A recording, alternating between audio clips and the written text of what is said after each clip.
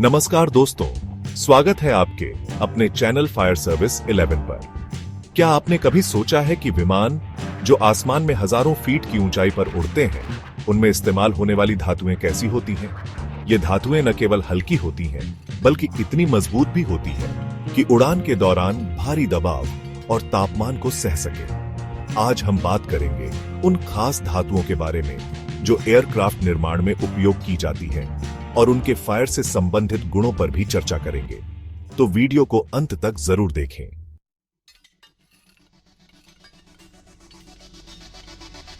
Aircraft निर्माण में उपयोग की जाने वाली धातुओं का चयन मुख्य रूप से हल्के वजन, उच्च ताकत और जंग से बचाव के आधार पर किया जाता है। इन धातुओं को इस तरह से चुना जाता है कि वे उड़ान के दौरान उत्पन्न होने वाले विभिन्न प्रकार के दबावों और तापमान को सहन कर सकें।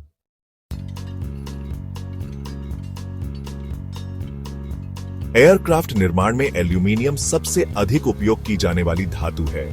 यह हल्की, टिकाऊ और जंग प्रतिरोधक है।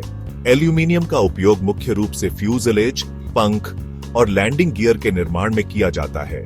इसके प्रमुख मिश्र धातुओं में 2024, 6061 और 7075 शामिल हैं, जो अपनी ताकत और वेल्डिंग क्षमताओं के लिए प्रसिद्ध हैं।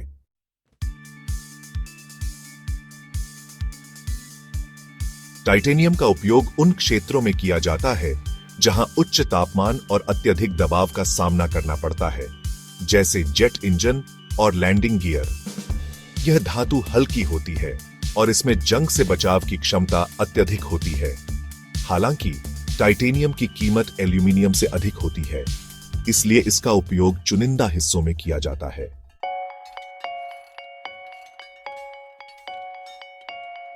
स्टील और स्टेनलेस स्टील का उपयोग एयरक्राफ्ट के ऐसे हिस्सों में किया जाता है जहां अत्यधिक ताकत और टिकाऊपन की आवश्यकता होती है, जैसे कि लैंडिंग गियर फास्टनर और इंजन के कुछ हिस्से। स्टेनलेस स्टील अपनी जंग प्रतिरोधक क्षमता और उच्च तापमान पर प्रदर्शन के लिए जाना जाता है।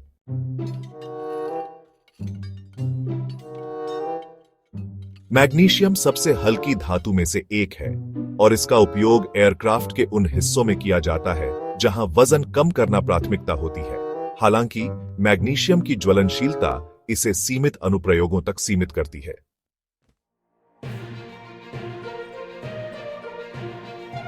निकेल और इसके मिश्र धातु जैसे कि इंकोनेल उन स्थानों पर उपयोग किए जाते हैं जहां उच्च तापमान और जंग से बचाव की आवश्यकता होती है। ये मुख्य रूप से जेट इंजन और टरबाइन में उपयोग किए जाते हैं।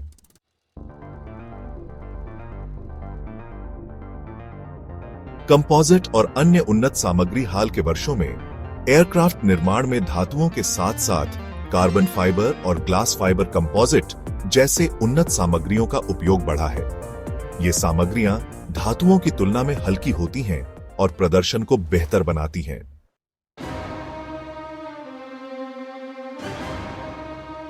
निष्कर्ष, एयरक्राफ्ट निर्माण में एल्यूमीनियम, टाइटेनियम, स्टील, मैग्नीशियम और निकेल मिश्र धातुएं प्रमुख भूमिका निभाती हैं। इन धातुओं का चयन उनकी ताकत, हल्के वजन और प्रदर्शन के आधार पर किया जाता है। इसके अलावा नई उन्नत सामग्रियां भी इस क्षेत्र में क्रांति ला रही हैं, जो भविष्य के विमान निर्माण को और अधिक कुशल और टिकाऊ बनाएंगी।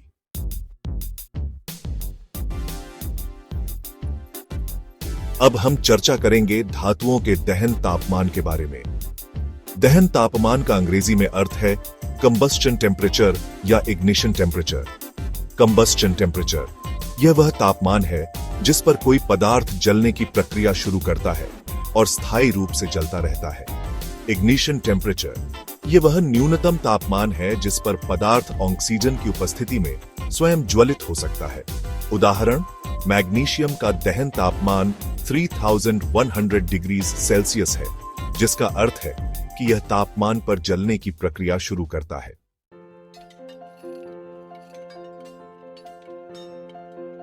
एयरक्राफ्ट निर्माण में उपयोग की जाने वाली धातुएं जैसे एल्यूमीनियम, टाइटेनियम, स्टील और मैग्नीशियम उच्च तापमान का सामना करने में सक्षम होती हैं। हालांकि जब ये धातुएं आग के संपर्क में आती हैं, तो उनकी व्यवहारिक विशेषताएं बदल सकती हैं। उनके जलने या पिघलने के तापमान और उनके दहन गुणों को समझना फायर सेफ्टी के लिए महत्वपूर्ण है।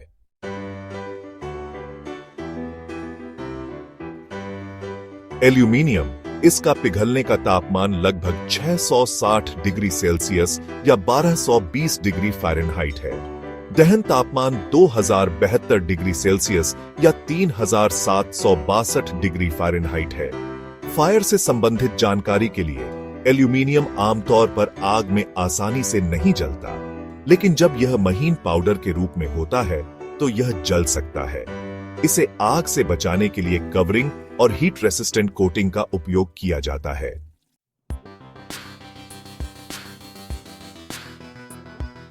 टाइटेनियम, इसका पिघलने का तापमान 1668 डिग्री सेल्सियस या 3034 डिग्री फ़ारेनहाइट है। दहन तापमान 3315 डिग्री सेल्सियस या 6000 डिग्री फ़ारेनहाइट है। फायर से संबंधित जानकारी के लिए, टाइटेनियम अत्यधिक दहनशील नहीं है, लेकिन जब यह महीन कणों जैसे फाइलिंग्स या पाउडर में होता है तो यह जल सकता है। आग लगने पर इसे बुझाने के लिए विशेष अग्निरोधी, जिसे क्लास डी फायर एक्सटिंग्विशर कहते हैं, का उपयोग किया जाता है।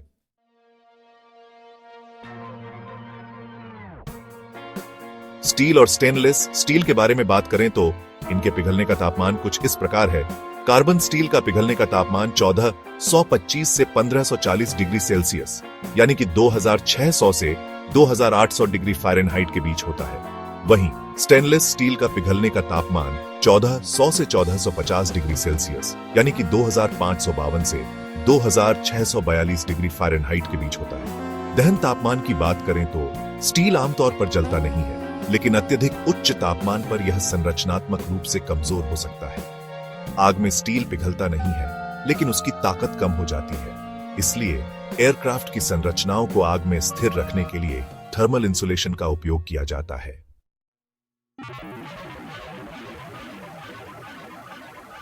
अब बात करते हैं मैग्नीशियम के बारे में।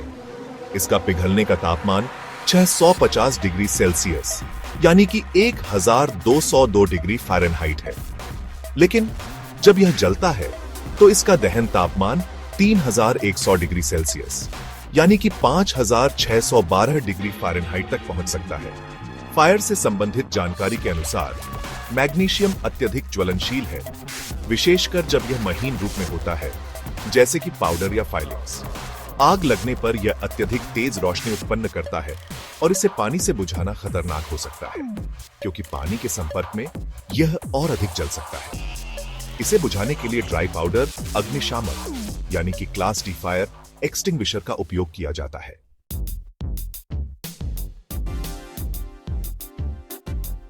पांच, निकेल और इसके मिश्र धातु, पिघलने का तापमान 1455 डिग्री सेल्सियस 2651 डिग्री फ़ारेनहाइट, दहन तापमान 2700 degree Celsius 4892 degree Fahrenheit. Fire से संबंधित जानकारी, निकेल आमतौर पर ज्वलनशील नहीं है। इसे उच्च तापमान पर भी स्थिरता बनाए रखने के लिए जाना जाता है। यह इंजन और टरबाइन जैसे उच्च तापमान वाले हिस्सों में उपयोगी होता है।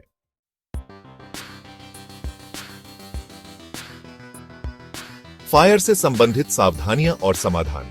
मैग्नीशियम और टाइटेनियम पर विशेष ध्यान। ये धातुएं महीन कणों में अत्यधिक ज्वलनशील होती हैं। इनके पास हमेशा क्लास डी फायर एक्सटिंग्विशर रखना चाहिए। थर्मल इंसुलेशन, एल्यूमीनियम और स्टील जैसे धातुओं को उच्च तापमान से संरक्षित करने के लिए इंसुलेटिव कोटिंग्स का उपयोग किया जाता है।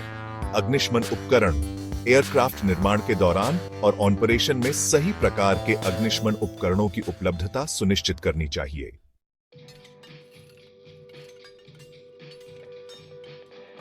निष्कर्ष, एयरक्राफ्ट निर्माण में इस्तेमाल होने वाली धातुएं फायर सेफ्टी के लिए एक अलग दृष्टिकोण की मांग करती हैं।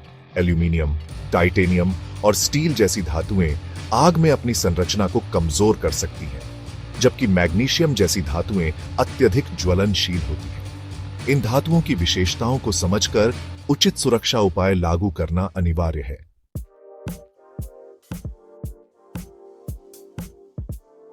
तो दोस्तों, आज हमने जाना कि एयरक्राफ्ट निर्माण में किन किन धातुओं का उपयोग होता है और वे कैसे विमान को हल्का, मजबूत और सुरक्षित बनाती हैं। साथ ही इन धातुओं के फायर से संबंधित गुणों को समझना भी कितना महत्वपूर्ण है। अगर आपको यह जानकारी पसंद आई हो तो इस वीडियो को लाइक करें, अपने दोस्तों के साथ शेयर करें और हमारे चैनल फायर सर्विस 11 को सब्सक्राइब करना न भूलें। हम जल्द ही एक और रोचक जानकारी के साथ वापस आएंगे। तब तक के लिए सुरक्षित रहें और जागरूक बनें। धन्यवाद।